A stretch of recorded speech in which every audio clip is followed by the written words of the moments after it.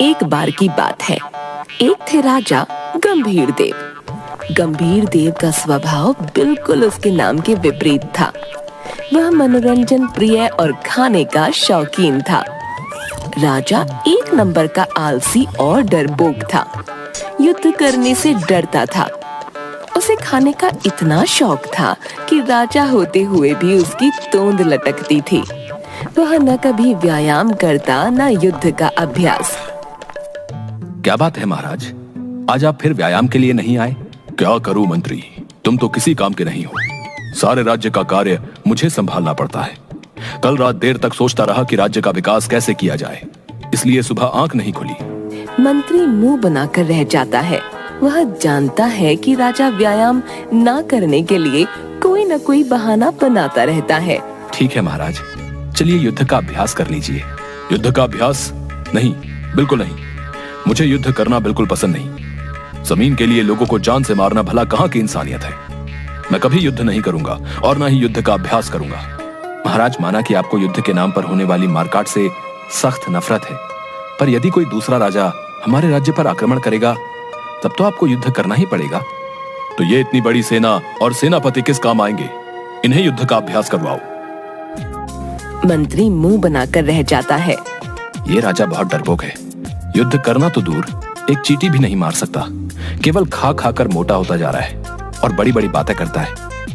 हे भगवान, केवल सेना के भरोसे कब तक रह सकते हैं? मंत्री, क्या सोच रहे हो? हमारा मन नहीं लग रहा। मनोरंजन का कुछ प्रबंध करो। जी महाराज, आप पहले भोजन कर लीजिए, उसके बाद मैं मनोरंजन का प्रबंध करता हूँ। राजा जब भोजन के लिए बैठता तो एक ही समय में 8 लोगों का खाना खा जाता। सेवक बेचारे उसका पेट भरने तक एक के बाद एक कभी सब्जियां, पूरियां, रोटी, चावल, दालें, मिष्ठान आदि लाते रहते और राजा बड़े मजे से खाने का आनंद लेता रहता। भोजन करने के बाद राजा अपनी रानी और कुछ अन्य मंत्रियों के साथ सिंहासन पर मनोरंजन के लिए बैठता। जोकर के वेश में एक आदमी आता है। वह जीभ बाहर निकालकर टोपी उतारकर उछल उछल कर नृत्य करता है। राजा उसे देखकर बहुत हंसता है। हंस हंस कर लोटपोट हो जाता है। तभी द्वारपाल आता है।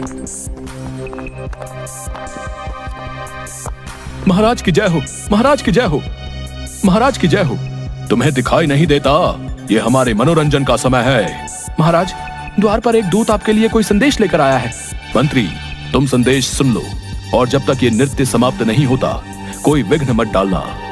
वह अपने आनंद में मग्न हो जाता है और द्वारपाल मंत्री के कान में कुछ कहता है। मंत्री उसे हाथ से इशारा करता है और नृत्य समाप्त होने की प्रतीक्षा करता है। नृत्य समाप्त हो जाता है, जोकर चला जाता है और राजा खूब हंसता है। महाराज, क्या अब हम दूत को बुला लें? कौन सा दूत? बहुत देर से आया हुआ है, आपकी प्रतीक्षा कर रहा है। क्या मैं उसे सभा में बुला लूं? बुला लो, देखते हैं क्या संदेश लाया है। राजा गंभीर देव की जय हो। महाराज, मैं आपके पड़ोसी राज्य से आया हूँ। पड़ोसी राज्य से? वो तो हमारे मित्र सोमदेव का है। जी महाराज, पर क्या आप ये नहीं जानते कि सोमदेव अब इस दुनिया में नहीं है? ये कब हुआ? कई महीने पूर्व पड़ोसी राज्य के राजा सोमदेव के पुत्र मंगलदेव हैं। मैं उन्हीं का संदेश लाया हूँ। कैसा संदेश? राजा मंगलदेव का कहना है कि आप उन्हें अपना राज्य सौंप दीजिए, अन्यथा वे अपनी सेना के साथ आप पर आक्रमण कर देंगे। संभल कर दूत, जबान संभाल कर बात करो। पर राजा आक्रमण की बात से डर जाता है। आक्रमण? नहीं नहीं, हम युद्ध नहीं चाहते। तुम मंगलदेव से जाकर कहो कि वो हमसे आकर मिले। महाराज, मैं युद्ध का संदेश लेकर आया हूँ और आप उनसे मिलना चाहते हैं? हाँ हाँ, क्यों नहीं, मैं मैत्री चाहता हूँ। तुम जाकर मंगलदेव को कहो कि वो आकर एक बार हमसे मिले। राजा मंगलदेव का संदेश आता है। एक आदमी संदेश पढ़ता है। अरे डरपोक महाराज, मुझे पता है तो युद्ध करने से डरता है, इसलिए मुझसे मिलना चाहता है। चल कोई नहीं, तेरी ये इच्छा भी मैं पूर्ण करता हूँ। तू अपने राज्य की सीमा पर बने भवन में आकर मुझसे मिल। मंत्री को यह संदेश सुनकर क्रोध आता है, किंतु राजा बहुत खुश होता है।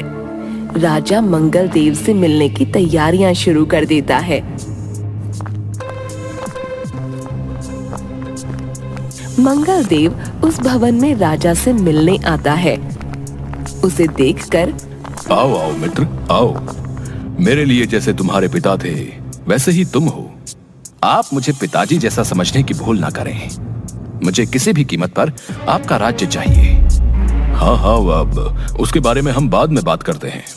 ये कैसा राजा है? मेरी इस बात पर तो किसी को भी क्रोध आ जाना चाहिए। ये मुस्कुरा रहा है। दोनों बैठ जाते हैं। भोजन परोसा जाता है। मंगल देव, खाओ खाओ। मेरे रसोइया के हाथ में जादू है। बहुत स्वादिष्ट व्यंजन बनाता है। एक बार खाओगे तो खाते ही रह जाओगे। आपका मोटा पेट देखकर मैं इसका अनुमान लगा सकता हूँ। दोनों भोजन करते हैं।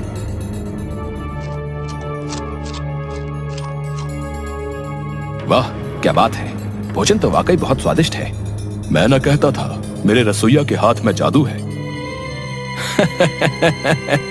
महाराज, युद्ध तो जरूर होगा, पर इस बार जमीन के लिए नहीं, आपके रसोइये के लिए। आप चुपचाप ये रसोइया मुझे दे दो, अन्यथा युद्ध के लिए तैयार रहिए।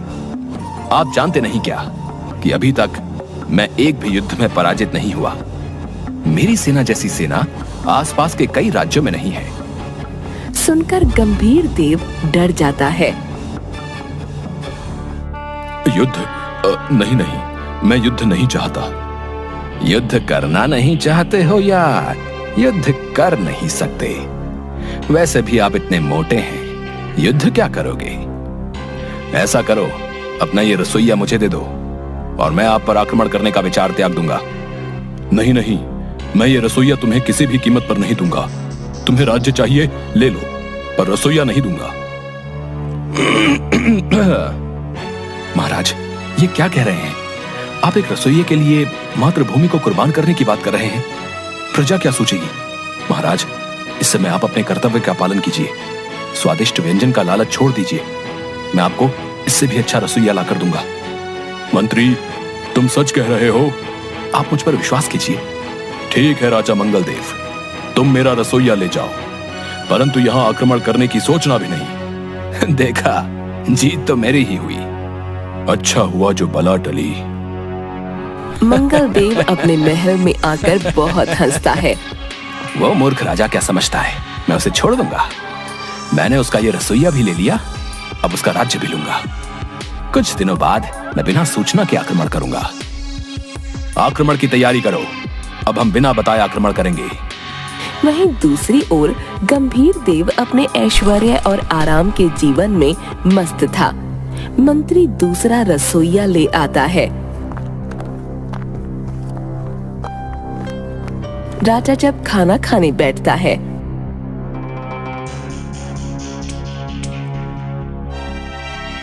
आज कैसे व्यंजन बनाए हैं? बिल्कुल भी लाजवाब नहीं है। मंत्री, ये रसोइया बदलो। महाराज, 2 दिन पहले तो बदला था और उससे 4 दिन पहले भी। तुमने ही तो कहा था कि तुम सर्वश्रेष्ठ रसोइया ढूंढ कर लाओगे। अब तुम्हें लाना पड़ेगा, वरना तुम मेरे लिए खाना बनाओ। वैसे भी तुम बहुत अच्छा भोजन बनाते हो। ये कैसा राजा है? इसे खाने और हंसने के सिवा कुछ और नहीं सोचता। मंत्री बेचारा एक और रसोइया लेकर आता है और राजा को इसका बनाया भोजन पसंद आता है। हाँ, बहुत स्वादिष्ट भोजन बना है। इसी रसोइये को रखो, इसके सिवा और कोई मेरा भोजन नहीं बनाएगा। हे भगवान, धन्यवाद, नहीं तो सारा काम छोड़कर मैं केवल रसोइया ही ढूंढता फिरता। कुछ दिनों बाद राज्य सभा में सभी बैठे थे, तभी द्वारपाल दौड़कर आता है। महाराज की जय हो। क्या आफत आ गई है जो तुम इतनी जोर से बोल रहे हो? महाराज, वो अभी सेना से खबर आई है, मंगल देव ने अचानक आक्रमण कर दिया है और हमारी सेना बौखला गई है। यह खबर सुनकर राजा डर जाता है। क्या? महाराज, आप घबराइए मत, मैं देखता हूँ। आक्रमण हो गया? कौन युद्ध करेगा? महाराज, हमारी सेना मंगल देव की सेना का सामना कर रही है। आप जाइए, युद्ध कीजिए। आपके बिना सेना का मनोबल कैसे बढ़ेगा? युद्ध युद्ध ना बाबा ना, मुझसे नहीं होगा। बहता हुआ रक्त देखकर मेरा जी घबराता है। तभी एक और सेवक मंत्री के पास आता है। गुप्तचर बोलो, क्या पता लगा है? मैंने तुम्हें मंगलदेव के बारे में सब कुछ पता करने के लिए कहा था। सेवक मंत्री के कान में कुछ कहता है। मंत्री कई सेवकों को बुलाकर कहता है, पूरे राज्य में यह अफवाह फैला दो कि राजा के महल के बाहर जितने भी पेड़ लगे हैं उन पर भूतों का वास है, और सभी नागरिकों को महल में बनी गुप्त सुरंग के द्वारा राज्य से बाहर निकालो। मंत्री जी, यह अफवाह फैलाने का क्या कारण है?